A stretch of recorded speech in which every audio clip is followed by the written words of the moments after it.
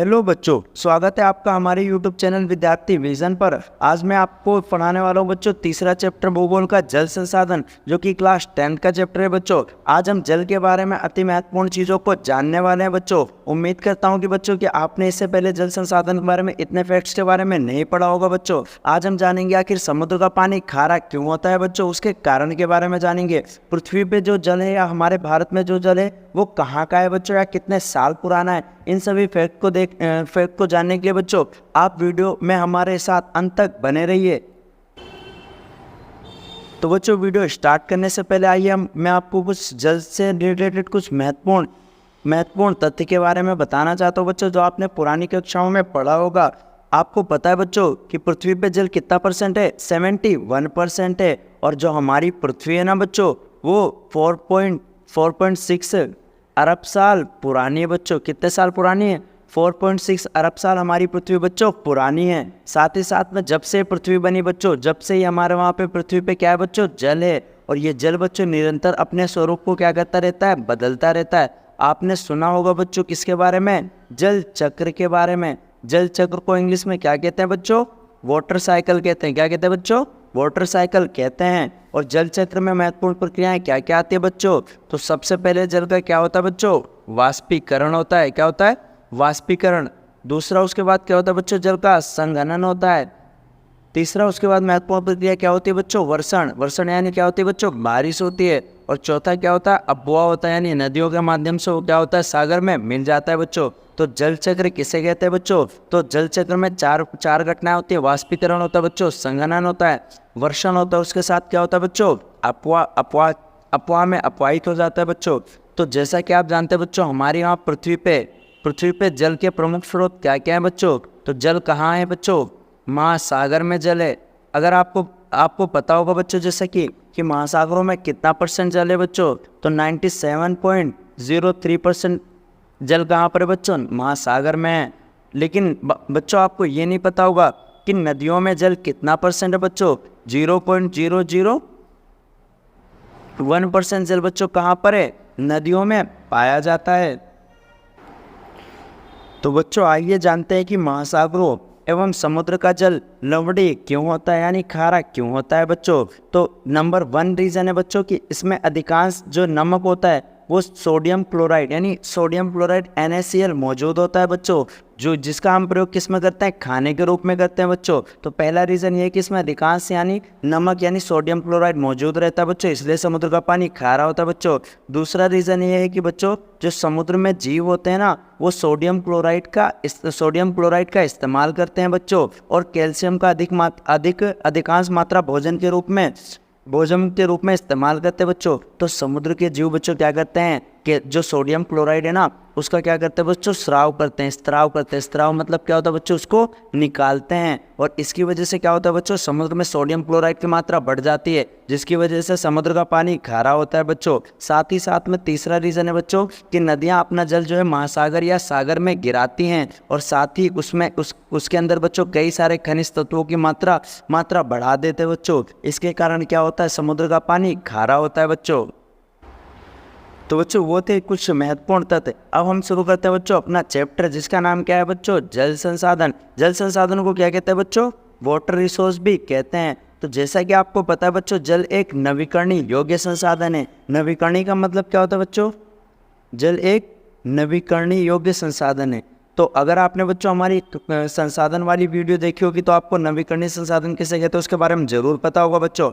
आप उसको कमेंट में जरूर बताएं। तो जल कैसा संसाधन है बच्चों, नवीकरणीय संसाधन है। हमारे धरातल पर बच्चों 3/4 भाग पे क्या चीज़ है बच्चों, जल से घिरा हुआ है। लेकिन अधिकांश जल कैसा है बच्चों, अलवणीय है। मतलब कि उस जल का हम बच्चों क्या कर सकते हैं, अधिकांश जल कैसा है बच्चों, लवणीय है, यानी वो खारा जल है, उसका हम प्रयोग नहीं कर सकते हैं बच्चों। तो दुनिया में पानी की कुल मात्रा का बच्चों केवल 96.5% जो है वो खारा है बच्चों। मनुष्य के उपयोग के लिए बच्चों केवल कितना जल है, 2.5% ही जल है बच्चों, जो कि मीठे पानी के रूप में उपस्थित है। ऐसी आशंका की जाती है बच्चों कि 2025 तक विश्व के अनेक भाग जो है ना, वो के अभाव के कारण ग्रस्त हो जाएंगे बच्चों।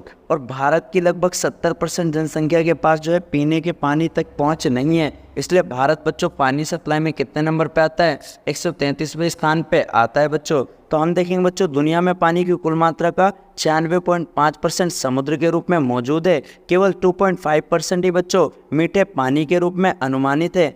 ऐसी आशंका की जाती है कि 2025 तक बच्चों विश्व का बड़ा हिस्सा जो है पानी की कमी वाले क्षेत्र में शामिल हो जाएगा। यानी वहाँ पे क्या होगा बच्चों? पानी की कमी हो जाएगी। भारत की 70% से अधिक जनसंख्या के पास बच्चों साफ पीने योग्य पानी मौजूद नहीं है। और भारत जल पहुँचाने में कितने नंबर पे आता है? 133वें स्थान पे आता है। भारत में पूछे बच्चों एक साल में कितना बारिश होता है? तो एक साल में बच्चों 4000 घन मीटर जो है बारिश होती है। इसका सिर्फ बच्चों 1869 घन किलोमीटर हमें मिलता है। बाकी सारा जल जो है जल चक्र के माध्यम से जो है वाष्प दोबारा से बन जाता है बच्चों। और विश्व का कितना परसेंट जल है हमारे पास? 4% है। अगर पूछे बच्चों पानी सप्लाई में हम कितने नंबर पे आते हैं? 133वें नंबर पे आते हैं। कुल विश्व का कितना परसेंट जल है बच्चों? 4% है। बारिश कितनी होती है बच्चों हमारे वहाँ? 4000 घन किलोमीटर बच्चों हमारे वहाँ बारिश होती है। और जल एक नवीकरणीय संसाधन है। 3/4 भाग पे हमारे वहाँ क्या है बच्चों? जल है। उसके बाद बच्चों आपका अगला टॉपिक है जल दुर्लभता किसे कहते हैं। संक्षेप में समझे बच्चों कि जल दुर्लभता क्या है। तो जल दुर्लभता का शाब्दिक अर्थ होता है बच्चों पानी की कमी होना। क्या होता है बच्चों? पानी की कमी होना। पानी की कमी होना को क्या कहते हैं बच्चों? जल दुर्लभता कहते हैं। भारत में जल की कमी का उदाहरण बच्चों कहाँ पर है? राजस्थान में आपको देखने को मिलता है बच्चों। राजस्थान में बहुत कम पानी है। यहाँ पे बच्चों एकमात्र नदी उसका नाम क्या है? लूनी। इसीलिए बच्चों राजस्थान की जो पड़िहारीन है ना वो बहुत दूर दूर तक क्या करती हैं? पानी को इकट्ठा करने के लिए जाती हैं। और बच्चों आपको बता दें जल हमारे जीवन का अत्यंत जरूरी भाग होता है। हमारे दैनिक कार्य में बच्चों आर्थिक कार्य के लिए जल की बहुत जरूरी होती है। लेकिन जल की उपलब्धता क्या है बच्चों? धीरे धीरे कम होती जा रही है। क्यों हो रही है बच्चों कम? क्योंकि हम जल संसाधन क्या कर रहे हैं? दोहन कर रहे हैं। तो जल दुर्लभता का क्या अर्थ होता है बच्चों? पानी की कमी हो जाना। महिलाएं यानी पर्यावरण जो है भारत में जल की कमी के कारण बहुत दूर से बच्चों जल लाती हैं। और इसका उदाहरण कहाँ पर है? राजस्थान। राजस्थान का जो मरुस्थलीय क्षेत्र है वहाँ पर एकमात्र नदी उसका नाम क्या है बच्चों? लूनी नदी। और जल हमारे जीवन का अत्यंत जरूरी पार्ट होता है। हमारे दैनिक कार्य में बच्चों जल की बहुत आवश्यकता होती है। लेकिन जल की उपलब्धता समय के साथ जो है कम होती जा रही है। प्रति व्यक्ति को अगर पूछे जल पहुँचाने के स्थान पर भारत का कितना नंबर है बच्चों? 133वां स्थान है भारत का बच्चों। अब हम जानेंगे बच्चों महत्वपूर्ण तथ्य कि आखिर ये जल दुर्लभता का क्या कारण है। यानी पानी की कमी का क्या कारण है बच्चों? या वाटर शॉर्टेज का क्या कारण है आखिर? तो नंबर 1 है बच्चों अलग अलग स्थान पे जो है वर्षा की मात्रा अलग अलग होता है। जैसा कि आप जानते हैं बच्चों कि हमारे वहाँ पे बच्चों मेघालय के मासिन राम में सबसे ज़्यादा बारिश होती है। मासिन राम में सबसे ज़्यादा बारिश होती है। वहीं पे बच्चों जैसलमेर में क्या होती है? राजस्थान के सबसे कम बारिश होती है। तो वर्षा की मात्रा बच्चों अलग अलग स्थान पे अलग अलग है। जहाँ पे अधिक वर्षा होती है वहाँ पे अधिक जल संसाधन होता है। जहाँ पे कम वर्षा होती है वहाँ पे कम जल संसाधन होता है बच्चों। दूसरा पॉइंट है बच्चों जल का अतिशोषण। यानी हम जो वाटर रिसोर्स है उसको ओवर एक्सप्लोइटेशन कर रहे हैं बच्चों। तीसरा है बढ़ती जनसंख्या। अगर आबादी बढ़ेगी बच्चों तो जल संसाधन की डिमांड भी क्या है? साथ साथ में बढ़ती जाएगी, है ना। तो चौथा क्या बच्चों? शहरी क्षेत्रों में पानी का अत्यधिक दोहन किया जाता है। शहरी क्षेत्र में बच्चों पानी का उपयोग ना होते हुए भी हम क्या करते हैं? पानी का अत्यधिक दोहन करते हैं। पांचवा पॉइंट है बच्चों उद्योगों द्वारा पानी का अत्यधिक उपयोग किया जाता है। कई सारे बच्चों मशीनों को ठंडा करने के लिए, है ना, उद्योगों में हम बड़े पैमाने पे क्या करते हैं? पानी का उपयोग करते हैं। छठा क्या है बच्चों? सिंचित क्षेत्रों का विस्तार हो रहा है जिसके लिए जल संसाधनों का अत्यधिक दोहन किया जा रहा है बच्चों। सातवां है विभिन्न सामाजिक समूह के बीच जल का समान बंटवारा है बच्चों। जैसा कि आप जानते हैं बच्चों स्विमिंग पूल में प्रति व्यक्ति जल की खपत बहुत अधिक है। लेकिन हमारे वहाँ पे बच्चों झुग्गी झोपड़ी में लोगों को डेली एक टैंकर पानी आता है। उसमें से डेली एक बाल्टी घर पानी मिलती है बच्चों। तो हमने क्या देखा बच्चों? जल दुर्लभता का शाब्दिक अर्थ क्या होता है बच्चों? जल की कमी होना। इसका एक अच्छा एग्जाम्पल क्या है बच्चों? राजस्थान में है। और राजस्थान की जो पड़ियारन है ना वो बहुत दूर दूर तक जल लेने के लिए जाते हैं बच्चों। जल दुर्लभता के कितने कारण है? 7 कारण है बच्चों।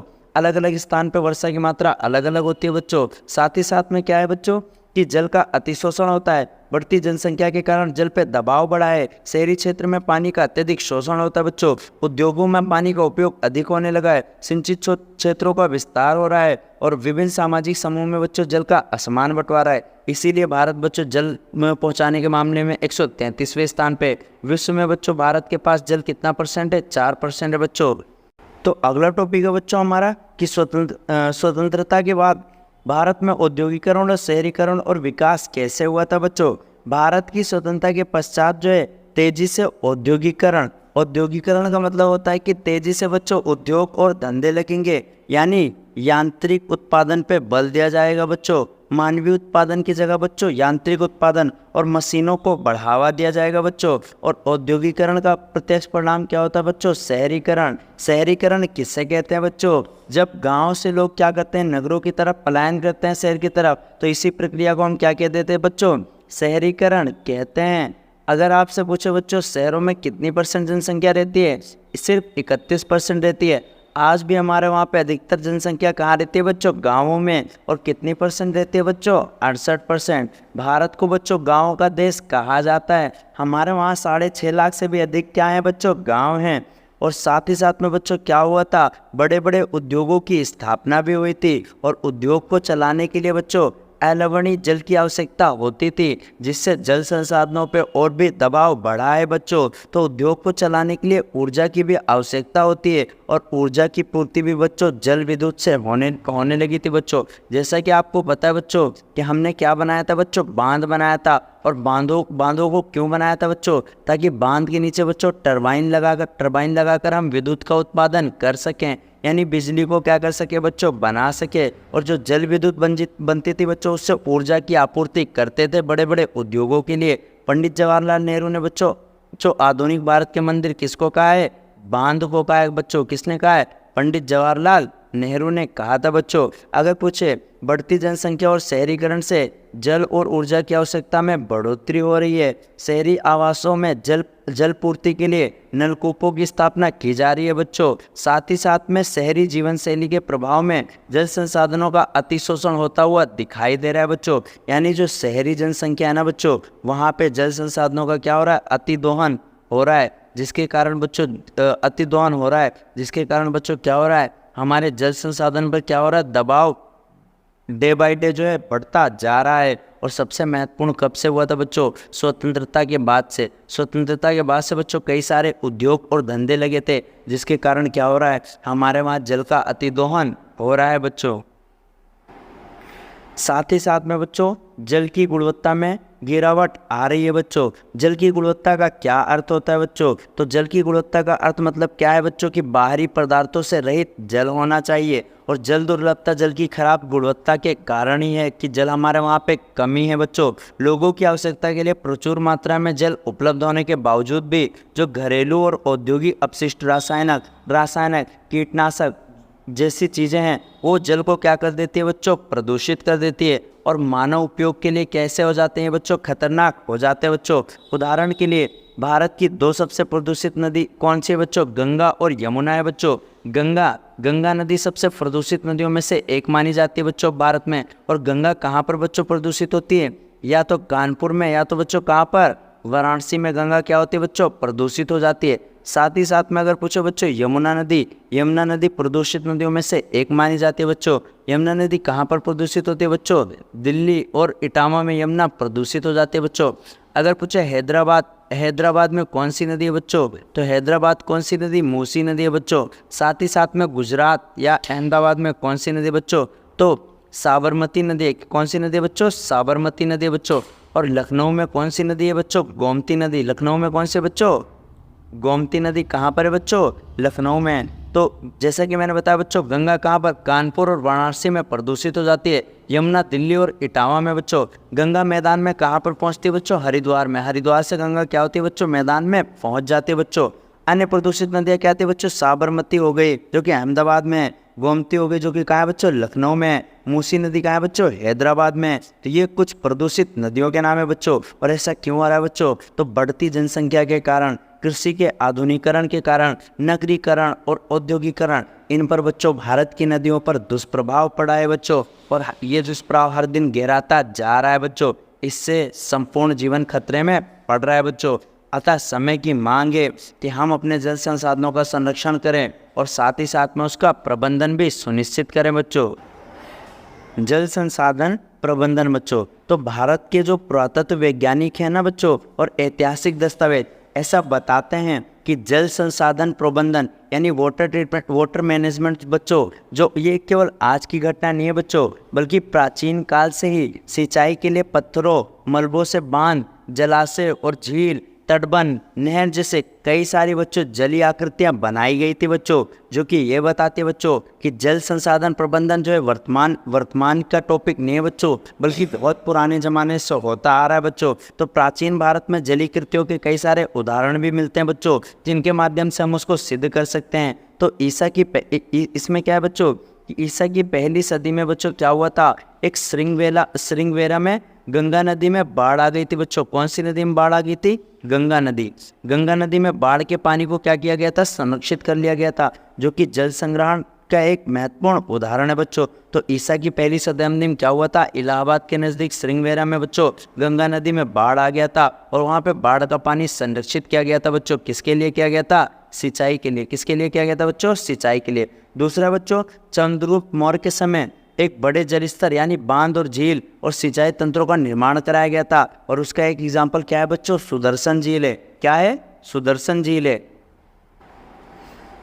उसके बाद में बच्चों तीसरा आता है हमारा अपने समय की सबसे बड़ी कृत्रिम झील, जो कि मानव ने बनाई थी। उसका नाम क्या था बच्चों? भोपाल झील, जो कि 11वीं सदी में बनी थी। चौथा एग्जाम्पल है बच्चों हमारी 14वीं सदी में इल्तुतमिश के द्वारा बनाया गया दिल्ली के सीरी फोर्ट सेट में जल की सप्लाई के लिए जो हौज खास होता है बच्चों। हौज खास किसे कहते हैं बच्चों? तो एक विशिष्ट प्रकार का तालाब होता है बच्चों। तो देखा आपने कैसे जल संसाधन प्रबंधन प्राचीन काल से ही है हमारे वहाँ। ईसा की पहली शताब्दी में इलाहाबाद के नज़दीक जो श्रृंगवेरा में गंगा नदी के बाढ़ के पानी को रोका गया था बच्चों।